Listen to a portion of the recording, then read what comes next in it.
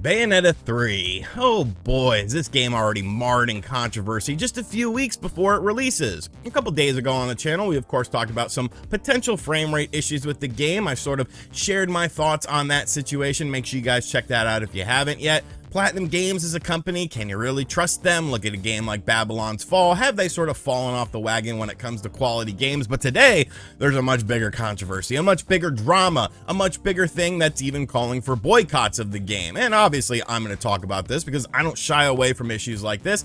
But really, the bigger story should be the fact that I messed up shaving my mustache and now I have a stubble upper lip and I don't like it and it bothers me. But on a serious note, Bayonetta 3, what's going on with this? Why are people in an uproar about this? And what's the correct response to this? What's the correct response to this whole situation? That's what we're going to talk about in today's video. But before we get into that, I have to give a huge thank you to today's sponsor, Raycon. Sound design is one of the most important things in video games, but tons of people are missing out on hearing their favorite games the way that they're intended to be heard.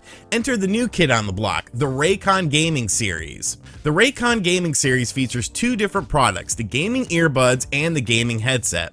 Both products feature the same high quality and features such as haptic vibration that you can feel and low latency technology known as hypersync that allows for a lag-free sound experience. I just picked up a Steam Deck and I love using the gaming earbuds to properly hear my games, and the gaming headset is great at yelling at people when, well, they get out of line on Halo. Bro, did you just teabag me? I swear to God, I will hunt you down. I will find you. I will tie you up in a... So head on over to buyraycon.com/RGT85 or be sure to click the link in the description box down below to get 15% off your Raycon purchase, plus $20 off your gaming earbuds or $10 off your headphones. And join the over 50,000 5-star reviews of satisfied customers and help support the brands that support me. Huge thank you to Raycon for sponsoring today's video.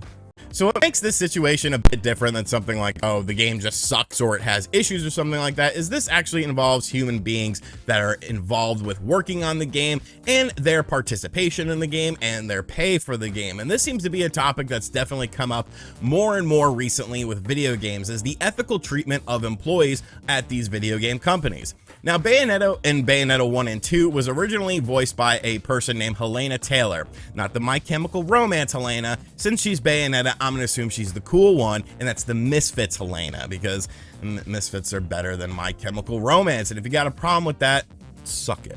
But when it comes to Miss Helena Taylor, she was not doing the voice acting for Bayonetta 3. There were some articles that came out basically saying that there was a conflict of scheduling involved with this, and that's why she couldn't get around to it. But she decided that no, that wasn't really the actual story, and she told the actual story today on her Twitter account. She basically took to Twitter today to upload a video basically stating what the issue was, and it wasn't a conflict in scheduling or anything like that. It was a conflict in how much she was being offered to reprise her role. Now, when you think of the Bayonetta character, there is a lot of dialogue within this character. There is sort of a voice that you assimilate it, something like a David Hayter to Metal Gear Solid thing. For me personally, I feel like a lot of people probably have that with Helena and the Bayonetta games. Well, Helena was offered a whopping $4,000 for her role to voice act in Bayonetta 3, to reprise her role as Bayonetta. And when you're talking about 4 bands, like, yo, for the amount of work that she would have to do for this, the amount of work, the amount of, shooting and scheduling and the amount of dialogue that she has to give to this, that is an astronomically low number. That is an absolutely ridiculous number. So she, of course, declined the offer and was like, yo, that's not worth my time, and then went about her way. But she wanted to get her story out there to let people know about this situation. And of course, it's been a whole whirlwind of controversy since this video came out. This video has already amassed over 2 million views. People are writing articles, people are boycotting the game, and that's the reason why. But I kind of want to get into the schematics of things because I feel like there's a little bit more to the situation than meets the eye, because really, we've only heard Helena Taylor's side of the story. Now, Hideki Kamiya, who blocked me on Twitter because he's a dumbass, actually came out and made a little mention of this situation and said the following: "Sad and deplorable about the attitude of untruth. That's what all I can tell now. By the way, beware of my rules," because we know Hideki Kamiya is a Twitter weirdo and just blocks people for no reason. I don't understand. I've always thought it was a bad look and a stupid thing to do. It's a very edgelord sort of mentality to block people who just basically question stuff. Jason Schreier, you're kind of guilty of that too.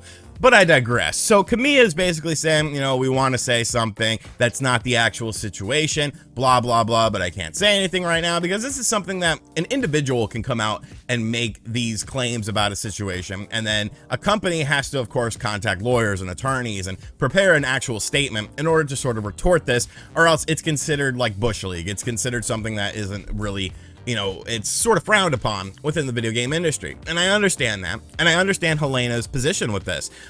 Where does the truth lie?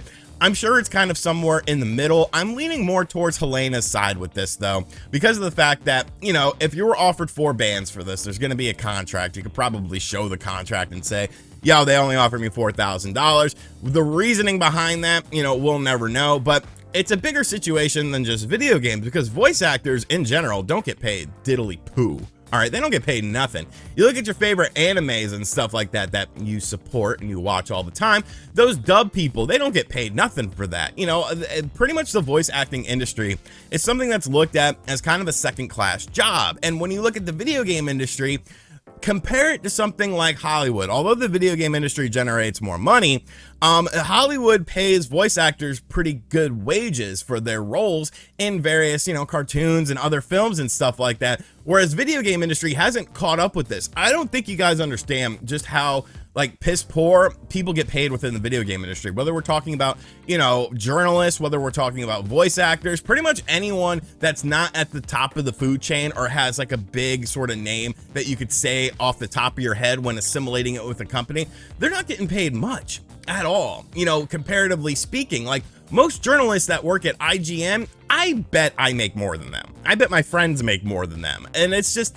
it's a crazy thing that it hasn't caught up with the rest of the world when it comes to the revenue that the video game industry generates. However, we do have to talk about the other side of the coin, and that's the whole boycotting thing, because now all your Twitter check marks are coming out. I'm not buying Bayonetta 3. I'm not buying this. They undercut her. They didn't pay her a lot of money. I'm not supporting this company. To that I say, you're allowed to do that. Everyone is allowed to have an opinion on this subject. Everyone is allowed to vote with their wallet. If this genuinely makes you upset that Helena Taylor was lowballed for reprising her role in Bayonetta 3, I support your decisions. If you want to, you know, not pick up a copy of the game, that's cool. I think the problem and the sort of disconnect that I have with the situation, just from a personal level, this is just my opinion. If you disagree with this, that's fine. I respect your opinion. It's your opinion. It's not my opinion, and my opinion isn't your opinion. I think the disconnect I have with this is it definitely feels like a sort of virtue signaling thing. And if you know anything about me, I'm not someone who likes virtue signaling. If you want to cancel your copy of Bayonetta 3 because you feel that Helena Taylor was treated unfairly, which if the situation does stand true and she was offered $4,000, that's ridiculous. That's extremely low, and she was treated unfairly.